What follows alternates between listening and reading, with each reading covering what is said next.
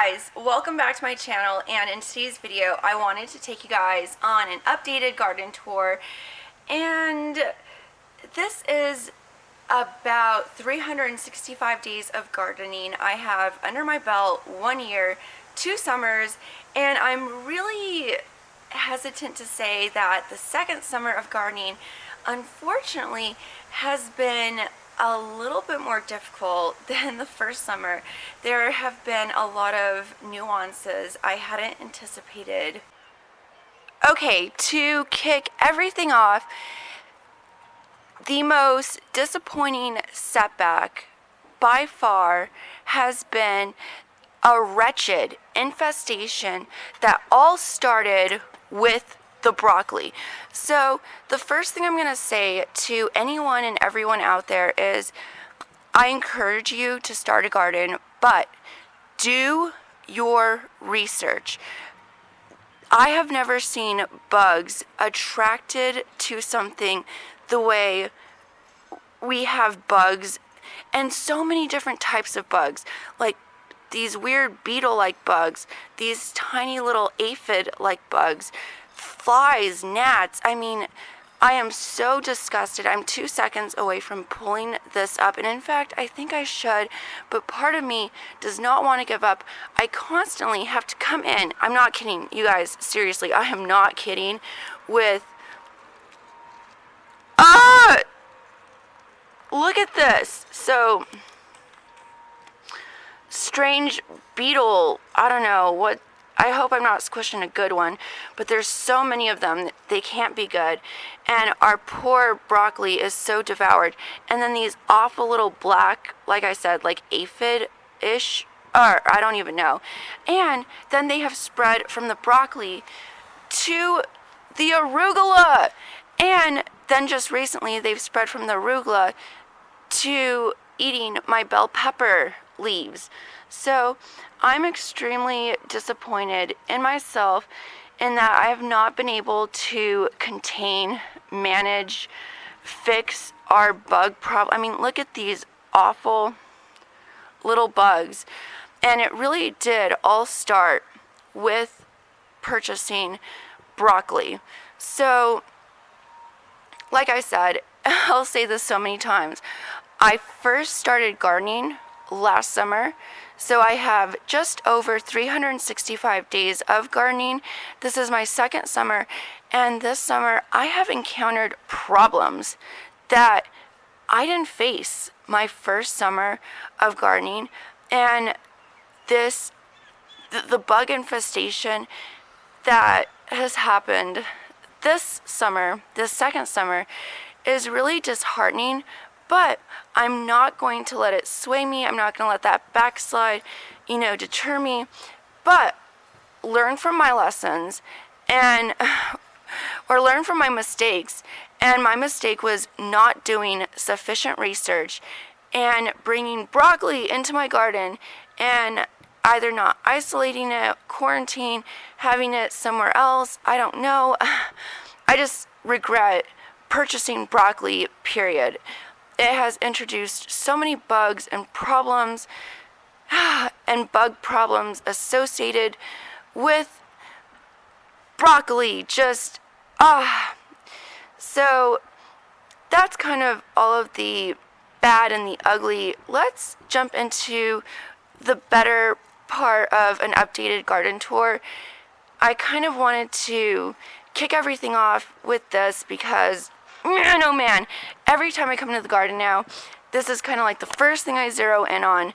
And our bug problem, like maybe some days when I come in and I squish them, we'll have a good day or two, but then they're always back. And in the last week or two, they've spread from the broccoli to the arugula, and then just in the last day or two to the bell peppers. So yeah, it's been a struggle, but let's move on. So, jumping straight into a garden tour, or the updated garden tour. Over here we have our bell peppers, we have our arugula. Over here we have the Fresno heirloom chili pepper. I just picked one the other day and it was red, and we have some green ones. I'm not sure if I could pick them now or if I should let them ripen to a deep red color. And then we have our beautiful mustard spinach, the unsung hero of new gardeners. Seriously, if you guys are considering gardening, considering starting a garden, really look into purchasing a packet of mustard spinach seeds. That's how I started with mine. And in fact, you guys, to be really honest with you, this second summer of gardening is the first time where we purchased vegetables already growing. We did that with our broccoli, with this lettuce, and with our tomatoes, and with our squash, and with our chili. But everything else, absolutely everything else, our bell peppers, my arugula, kale, except we did purchase one kale that did not do good. I put it too close to the tomatoes and they overgrew our poor kale that we bought from Lowe's. But our mustard spinach, arugula, kale, Swiss chard, and our beans, I all grew from seed. I am mighty proud of that fact. So over here we have our Swiss chard, and if anyone out there knows some good recipes to incorporate Swiss chard, please let me know. I'm not just saying that to generate engagement. I have tried a Swiss chard apple carrot smoothie. It was horrible. I've tried this in salads, on sandwiches. Awful. I'm almost tempted to saute this with maybe some chicken and stir-fry veggies and some really good spicy Asian chili sauce. But Swiss chard I have found to be really difficult to work with, which is a real shame because I want to eat everything good in my garden. And I'm really ashamed to say that our poor Swiss chard kind of goes neglected and uneaten a lot of the times, but I'm still hoping and praying to come across a good recipe. I do consistently try new ways of eating Swiss chard, and so far between you and me, I just don't like the taste of it. But I'm trying different smoothie recipes, different salad recipes, and I'm trying different cooking recipes, but I've yet to find a good one. If you guys know any, please let me know. So over here at this end of the garden, we have some more bell peppers. You guys, seriously, for about a month straight, every time my boyfriend and I had fajitas, instead of composting or throwing away our bell pepper scraps, I composted, but then I separated out the seeds and grew bell peppers. But I must say, you guys, there were so many bell pepper seeds, and I think I planted them so close together. I didn't anticipate for so many of the seeds to grow. And so I have a severe case of overcrowding with my bell peppers, with my tomatoes, and with my squash. So as you can see, we have a fairly decent little area designated for the garden. Originally, this area was a nice portion of lawn that traditionally kind of struggled. My boyfriend used to have the grill here, so there's this big ugly bald spot. But then we went out and we purchased mammoth elephant ear bulbs, and so we planted those, and these are gorgeous, you guys. We got them at Sam's Club, and you literally just get the bulb, dig a hole, and if you water, these things will grow like crazy. But I think overcrowding and not doing sufficient research is a problem that I have run into. I think sometimes when I purchase plants or anything, I blunder ahead and I don't do the proper research. And I'm stressing that now because I think I should have planted my bulbs farther away from the wall, farther away from each other, and I built this kind of terrace thing so that when I water this, the ground stays soaked.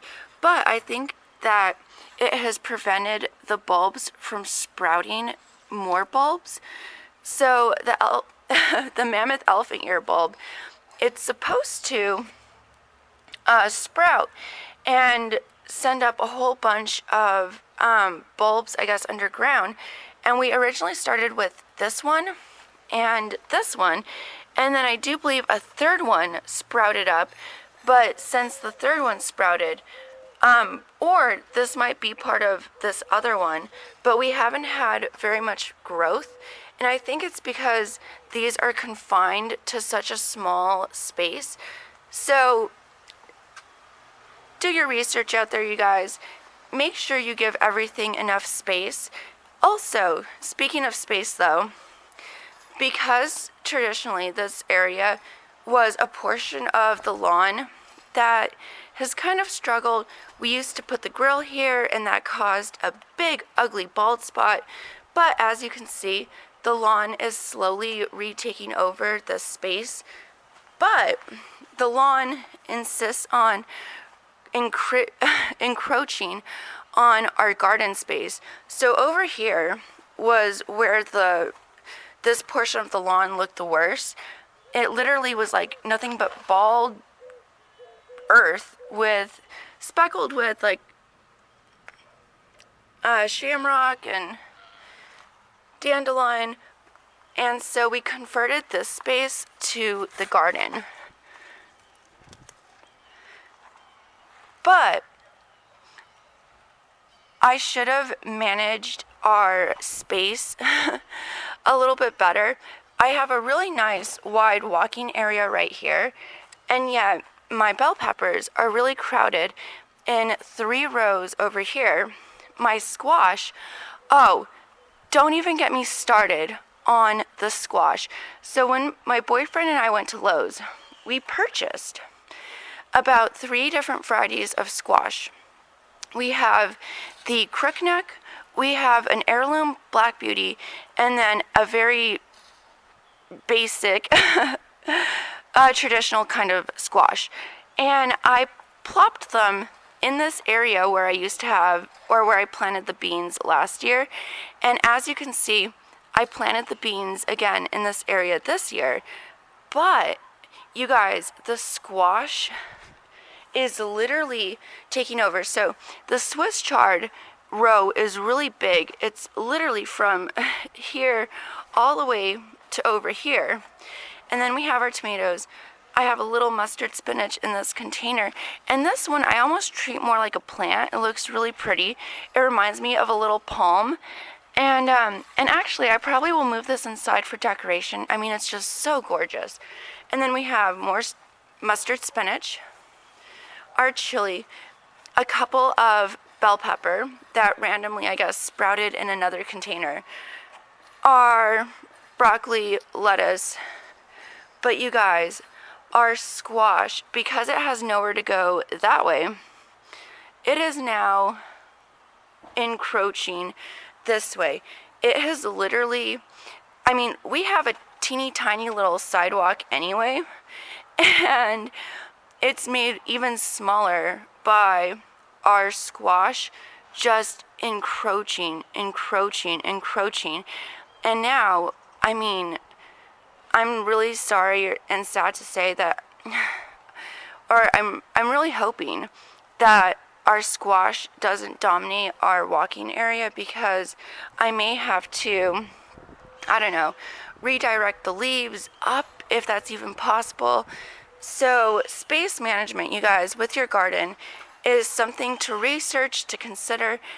Otherwise, you'll have a jumbled mess. And I do consider all of these rookie mistakes, and this is 365 days of gardening, my second summer of gardening, and I'm still just encountering problems and still learning new things. And oh, sorry, there's a I'm pulling crabgrass out of the garden. So we have a bunch of beautiful squash blossoms. Every now and then I'm tempted to pluck my squash blossoms because look how beautiful that is. I almost want to do a squash blossom stir fry. I mean, that is gorgeous. So we love our squash. I didn't, I planted all of my beans just randomly in this area. So I'm not sure if that's a green bean, pinto bean, what variety. But we have, I think, at least 2 or 3 varieties of beans. And you guys, I absolutely love our bean blossoms. They are so gorgeous. So last summer, one of the things I was growing in the garden was radishes. And you guys, there are, my goodness. So radish blossoms are so beautiful to photograph, and just there's so much beauty that you find and enjoy in your garden. So I hope I'm not sounding all crazy and cheesy, but we love incorporating our tomatoes and mustard spinach, lettuce, arugula, kale. I just picked our first pepper, chili pepper, from our little heirloom Fresno over here. So we may cook that up here in a day or two. And like I said, I still need to find a recipe or recipes where I can incorporate my Swiss chard. You guys, if any of you seriously knows an absolutely amazing berry smoothie and Swiss chard smoothie recipe, please let me know. I know that some people can do a mean green machine smoothie and can handle the bitter taste. I am not that person. I need my smoothies to be tasty, but I want to eat and incorporate my healthy produce from the garden. So, like I said, if any of you guys know a good recipe, please let me know. So, that is just about everything with an updated garden tour. And yeah.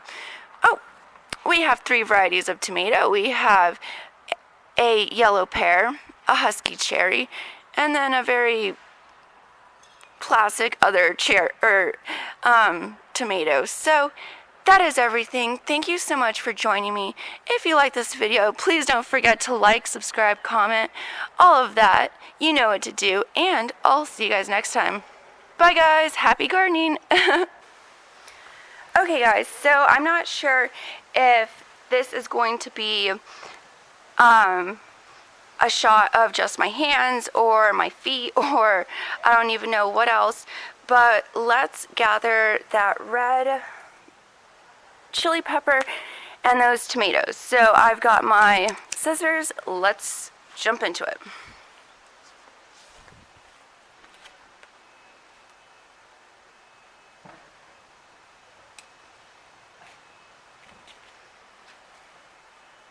Also, the sun is literally in my eyeballs, so oh man.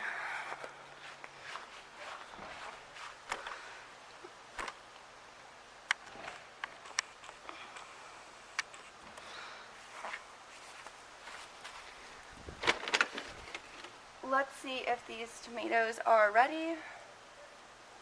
I feel like they're still not ready. All right. These guys are though. Maybe?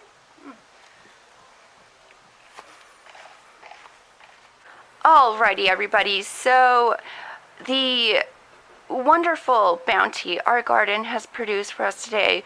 1 Fresno heirloom red chili pepper. And actually, from what I understand about chili is that oftentimes it's ready for produce, or excuse me, oftentimes with chili peppers, from what I understand, I may be wrong, but from what I understand, when they're in their green state, technically they're ready, or you can let them further ripen to a red, yellow, a deeper color.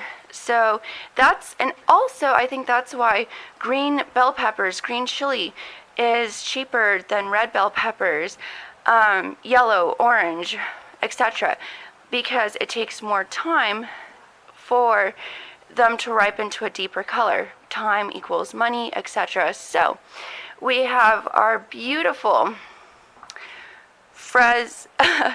heirloom Fresno pepper. I could have gathered it at the green point, but I chose to let it ripen to a deep red, and it did, and it's beautiful. And we also have 2, 4, 6 pear cherry tomatoes that are a beautiful yellow orange in color. So that is everything, you guys. Like I said, I have been gardening for about 1 full year, 365 days, and I started last summer, so this is my second summer. And before you guys start a garden, and I totally encourage you to start a garden, grow beans, squash, tomatoes, herbs, mint, dill, parsley, sage, whatever makes you happy. But do some research, because purchasing the broccoli has been a real setback for us in our garden this year. We've had such a devastating bug problem. And another bug problem that I didn't talk about, but I will talk about now, we have had more grasshoppers than I've seen ever.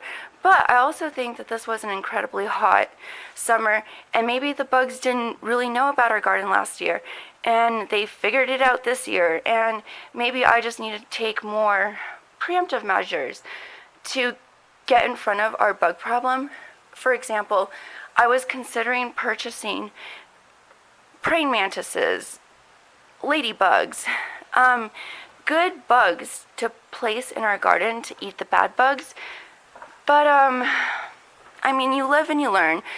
But I ultimately encourage you guys to go out there, and if you have a passion, an inkling, if you want to start a garden, you guys don't let any possible downfalls or backslides prevent you from starting a garden, because even though battling the bugs is a disappointment, at the end of the day, it's worth it. It's so much fun.